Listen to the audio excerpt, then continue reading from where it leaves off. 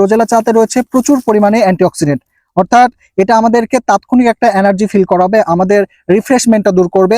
আমরা অনেকেই সারাদিন কাজ করার পর অনেকে ক্লান্ত বোধ করি, তো এক কাপ চা কিন্তু আমাদের সেই ক্ষেত্রে এই ক্লান্তটা কিন্তু দূর করে দিবে। আমাদের যাদের উচ্চ রক্তচাপ রয়েছে, এই চাটা যদি আমরা রেগুলার খাই সেই ক্ষেত্রে আমাদের কিন্তু উচ্চ রক্তচাপটা নিয়ন্ত্রণ থাকবে। কোলেস্টেরলের পরিমাণ বেশি আছে, তারা কিন্তু এটা রেগুলার খেতে পারেন, অবশ্যই উপকার পাবেন ইনশাআল্লাহ। এছাড়াও ডায়াবেটিক্স এর কারণে অনেক কিন্তু চা খেতে পারি না আমরা কিন্তু এই ডায়াবেটিস রোগীরা কিন্তু এই চাগুলো খেতে পারে। আমার কথা নয়, আপনারা চাইলে এটা গুগল করে দেখতে পারেন। এখানে বিভিন্ন সংবাদ মাধ্যম, বড় বড় সংবাদ মাধ্যম এটা নিয়ে লেখালেখি করতেছে।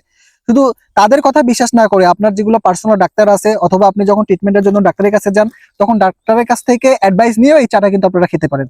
তো যাদের প্রয়োজন এখনই ঝটপট অর্ডার করে ফেলুন, কেননা এই চায়ে রয়েছে প্রচুর পরিমাণ উপকার, যেটা বলে শেষ করা যাবে না। আর এটা কিন্তু সব থেকে বড় কথা হচ্ছে আমাদেরকে কিন্তু আলাদা একটা রিফ্রেশমেন্ট দিচ্ছে, আলাদা একটা এনার্জি ভাইব দিচ্ছে, এটাই হচ্ছে মেইন বিষয়। আবার অনেকে যারা হচ্ছে ফ্যাটি, তারা কিন্তু এটা রেগুলার পান করার ফলে কিন্তু তাদের ওজনটা কিন্তু আস্তে আস্তে কমে যাওয়ার সম্ভাবনা আছে, এবং কমেও যাচ্ছে, গবেষণায় দেখা গেছে। চায়ের কিন্তু আলাদা একটা টেস্ট আছে, টক মিষ্টি স্বাদ। অনেকে হচ্ছে এটার সাথে চিনি অ্যাড করতে পারেন, মধু অ্যাড করতে পারবেন, কিন্তু আমি বলবো আপনারা এটার সাথে চিনি অ্যাড করবেন না। কেননা এই চাটা আমরা ম্যাক্সিমাম ক্ষেত্রেই খাচ্ছি হচ্ছে উপকারের জন্য, তো সেই ক্ষেত্রে যদি চিনিটা আমরা অ্যাড করেই খাই তাহলে সেক্ষেত্রে হয়তো উপকারটা ওরকম ভাবে আমরা পাবো না যেমনটা চাচ্ছি। তো চিনিটা অ্যাভয়েড করে হয়তো বা সেক্ষেত্রে আমরা মধুটা ইউজ করতে পারি। আর চিনি মধু ছাড়াও আমরা নর্মালি কিন্তু এটা খেতে পারবো, কেননা এটা আলাদা একটা স্বাদ আছে, টক মিষ্টি। তো যাদের প্রয়োজন এখনই ঝটপট অর্ডার করে ফেলুন।